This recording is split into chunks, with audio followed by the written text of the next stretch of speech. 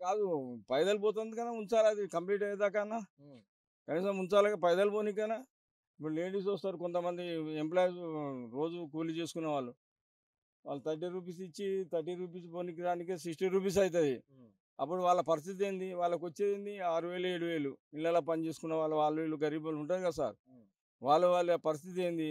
ఇదేంది ఇది ఘోరం కాకపోతే ఏంది? అది అట్నే పెట్టి ఇది ఇట్నే పెట్టి ఇది ఏంది ఇప్పుడు బస్సు వాళ్ళంటే మేము ఇట్లా పోమని ఆడ ఆపేసి మళ్ళీ ఆ టికెట్ కొడుతున్నారు. ఎక్కడ ఆళ్ళకి టికెట్ కొడుతున్నారు, ఇక్కడనే ఆపేస్తున్నారు. ఇట్లా రాదు గోల్లాక పోతుంది అని చెప్తున్నారు. మా పరిస్థితి ఏంది? మేము రాత్రి 11 గంటలకు కూడా వస్తాం, 1 గంటకు వస్తాం ఒకసారి బిజినెస్ చేసుకొని ఈరోజు ఫ్లవర్ బిజినెస్ చేసుకొని వస్తుంటాం. మా పరిస్థితి ఏంది ఇది? హ్మ్. అంటే ఎవరు పట్టించుకుంటలేరు సార్. ఎవరు పట్టించుకోవడం లేదు.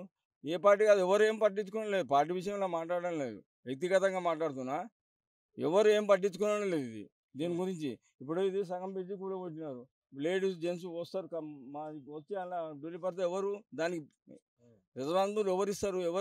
ఎవరొస్తారు? హ్మ్. ఎవరు రారు. ఇది ఇట్లా ఉంది సంగతి. అంటే మీరు ఏం డిమాండ్ చేస్తున్నారు? అంటే ఈ బ్రిడ్జి కొత్తది కట్టాలనా? లేదా పాతది కూల్చొద్దనా? ఏం డిమాండ్ చేస్తున్నారు? కొత్తది కట్టండి. పాతది ఉంచితే పైదలన్నా పోతారు కదా కనీసం.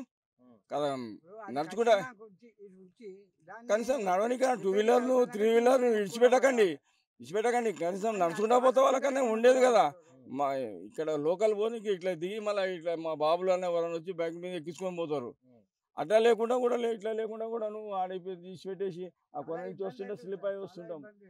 కాలేజీకి పోయే స్లిప్ పిల్లలు అయ్యి వస్తాం అట్లా ట్యూషన్ పడుతుంటాం. హ్మ్. పోవడానికి చాలా ఎంత హీనంగా అంటే అంత హీనంగా ఉంది. ఎవరు పట్టించుకుని నాదులే లేరు. హ్మ్. ఎవరు పట్టించుకుని నాదులే లేరు. అలా అందుకే మేము ఏమని చెప్తున్నాం అంటే ఇది ఈ బ్రిడ్జి ఇట్లనే ఉంచితే పైదలు వచ్చిన వాళ్ళకన్నా ఎంప్లాయ్ లేడీస్ కన్నా జెంట్స్ కన్నా ఆ బ్రిడ్జి అయ్యేదాకా ఇదైనా ఉంచాలి కదా. ఇదే సగం ఇది గూల కూడా కొడుతుంది కొట్టేస్తున్నారు. దాన్ని కూడా కొడుతుంది. ఇప్పుడు ఏం కట్టాలన్నా పరిస్థితి ఇస్తారు. ఇది? మేము అట్లా తిరిగి పబ్లిక్ రావాలంటే డైలీ ఎట్లా ఎంత ఖర్చు అసంతృప్తి. ఆ బస్సు వాళ్ళు కూడా ఆర్టీసీ వాళ్ళు కూడా ఆపడం లేదు. హ్మ్. వాళ్ళకు కూడా చాలా డిమాండ్ అయింది. వాళ్ళు ఉద్యోగం తీసుకుంటుర్రుగా, డిసిజన్ తీసుకుంటుర్రుగా.